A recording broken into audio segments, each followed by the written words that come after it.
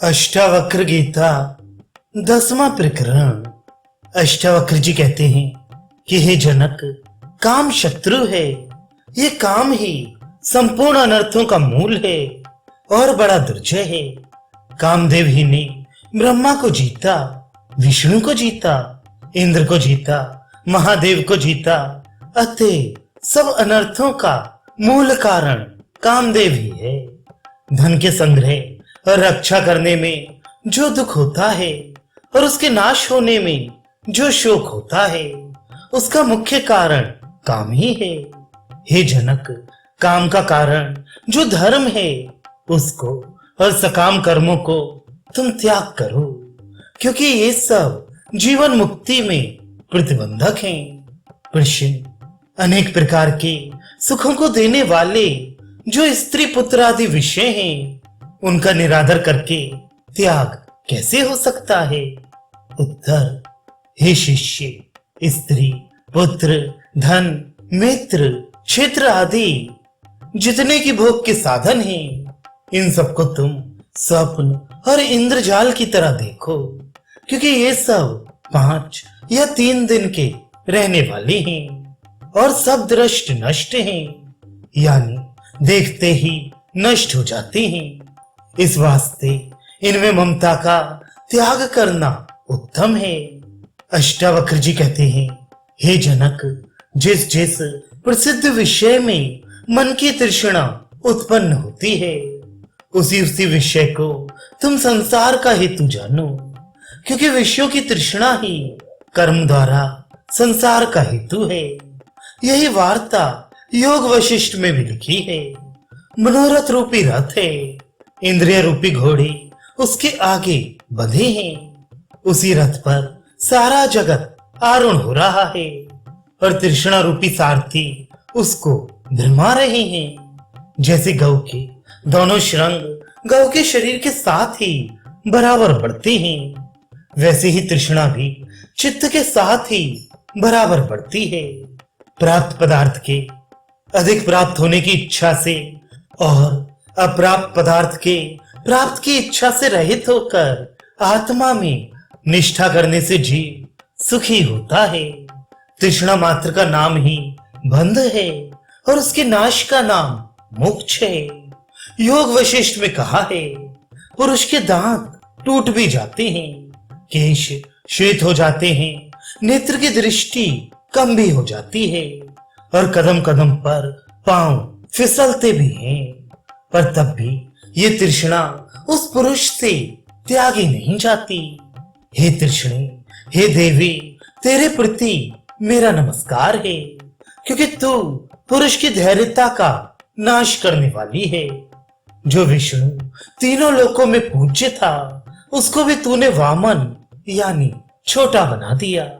हे जनक, तृष्णा का त्याग ही मुक्ति का हेतु है। प्रश्न, यदि तृष्णा मात्र बंधन का हेतु माना जाए, तो आत्मज्ञान की प्राप्ति का हेतु भी तृष्णा बंधन का हेतु होना चाहिए। उत्तर, अष्टावक्र जी कहते हैं कि हे जनक, इस जगत में 3 ही पदार्थ हैं, एक आत्मा, दूसरा जगत, तीसरी अविद्या।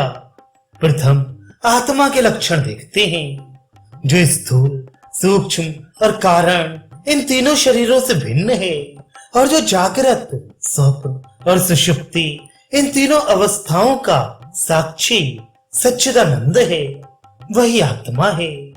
उसकी प्राप्ति के लिए तृष्णा करना उचित है, जो अनादि भाव रूप है और आत्मज्ञान करके निवृत्त है, वही अज्ञान अर्थात अविद्या है। जो सदैव गमन करता रहे अर्थात नदी के प्रवाह की तरह चलता रहे, वही जगत है। हे जनक, तुम इन तीनों में से एक ही चेतन शुद्ध आत्मा हो।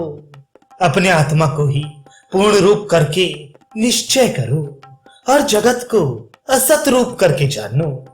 अविद्या सत सत से विलक्षण और अनिर्वचनीय है, उसका कार्य जगत भी अनिर्वचनीय है। इस वास्ते इन दोनों में तृष्णा करनी अनुचित है, क्योंकि दोनों मिथ्या हैं। मिथ्या वस्तु में मूर्ख अज्ञानी तृष्णा को करता है, ज्ञानवान कदापि नहीं करता। अष्टावक्र जी जगत को असत्य रूप दिखलाते हुए कहते हैं, हे जनक, राजभोग और स्त्री पुत्र आदि ये सब तो तुमको अनेक जन्मों में मिलते ही रहे हैं और नष्ट भी होते रहे हैं, क्योंकि पहले जन्मों में जो तुमको स्त्री पुत्र आदि प्राप्त हुए थे उनका इस काल में कहीं भी पता नहीं है, और इस वर्तमान जन्म में जो मिले हैं उनका आगे कहीं भी नाम और निशान नहीं रहेगा। इससे यही साबित होता है कि ये सब असत अर्थात मिथ्या है। जागृत में पदार्थ जैसे स्वप्न में असत होते हैं और स्वप्न के पदार्थ जैसे जागृत में असत होते हैं, और जैसे सुषुप्ति में दोनों जागृत और स्वप्न असत होते हैं और सुषुप्ति जागृत दोनों स्वप्न में असत होते हैं, क्योंकि एक दूसरे के विरोधी हैं। वैसे ही जब मनुष्य अज्ञान रूपी स्वप्न अवस्था से जागकर ज्ञान रूपी जागृत अवस्था को प्राप्त होता है, तब उसको सारा जगत मिथ्या प्रतीत होने लगता है। प्रश्न, सांख्य मत वाले जगत के पदार्थों को नित्य मानते हैं और कहते हैं कि कारण मृत्तिका भी सत्य है और उसका कार्य घट भी सत्य है, अर्थात कारण और कार्य दोनों सत्य हैं। यदि घट मृत्तिका में पूर्व सत्य और सूक्ष्म रूप से स्थित ना हो तो उसकी उत्पत्ति भी ना हो, क्योंकि असत्य की उत्पत्ति सत्य से नहीं होती, इस वास्ते घट सत्य है। इसी तरह और भी संसार के सारे पदार्थ सत्य ही हैं, असत्य कोई पदार्थ नहीं है। कारण सामग्री से घट का प्रादुर्भाव होता है, सामग्री के ना होने से घट रूपी कार्य का मृत्तिका रूपी कारण में ही तिरोभाव रहता है, घट मिथ्या नहीं है। उत्तर, तीनों कालों में जिसका बाध ना हो उसका नाम सत्य है, पर संसार में ऐसा कोई पदार्थ नहीं है। तुमने कहा कि कार्य अपने कारण में सत्य रूप से रहता है, इसलिए कार्य सत्य है, सो ऐसा कथन ठीक नहीं है, क्योंकि पट के कारण तंतु हैं, तंतुओं के जल जाने से पट कहाँ रहता है, कारण तो उसका रहा नहीं, कारण के नाश होने से कार्य रूप पट का भी नाश हो गया। यदि उन्हीं जले हुए तंतुओं से पट फिर उत्पन्न हो तब उस पट का प्रादुर्भाव और तिरोभाव कारण रूपी तंतुओं में समझा जाए, पर वे तंतु तो रहते नहीं, तब प्रादुर्भाव तिरोभाव कहाँ रहा। यदि कहो कि वह पट अपने कारण रूपी तंतुओं के कारण जो तंतुओं के परमाणु हैं उनमें चला गया, तो ऐसा कथन भी नहीं बनता है, क्योंकि जब तंतु चल जाते हैं तब उनके परमाणु वायु के चलने से स्थानांतर में चले जाते हैं और उन्हें पृथ्वी के परमाणुओं से कार्यांतर बन जाते हैं, अर्थात घट आदि बन जाते हैं।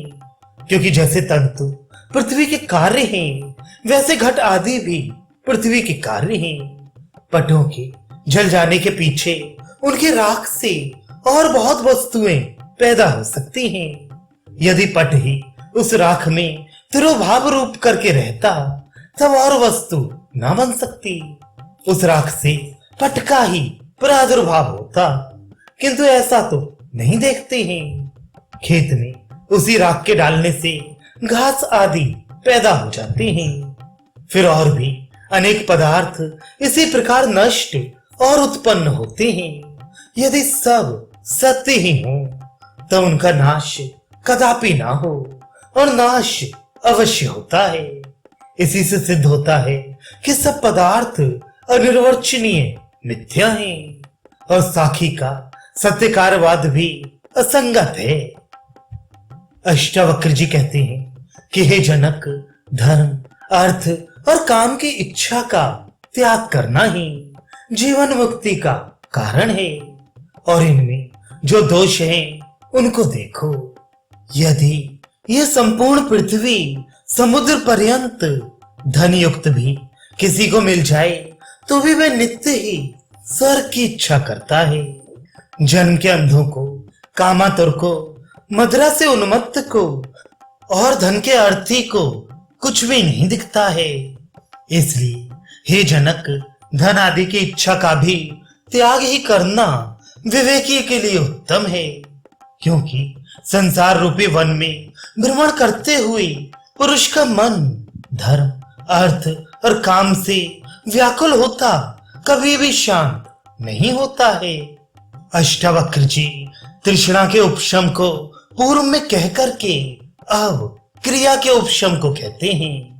हे जनक, शरीर, मन और इंद्रियों को परिश्रम देने वाले कर्मों को तुम अनेक जन्मों तक करते आए हो और उन कर्मों के फल जन्म मरण रूपी चक्र में भ्रमण करते चले आए हो। अब दिन प्रतिदिन अनेक दुख उठाते आए पर कुछ सुख ना मिला। अतएव तुम कर्मों से उपरामता को प्राप्त हो, क्योंकि पुरुष उपरामता होने के बिना जीवन मुक्ति के सुख को प्राप्त नहीं होता।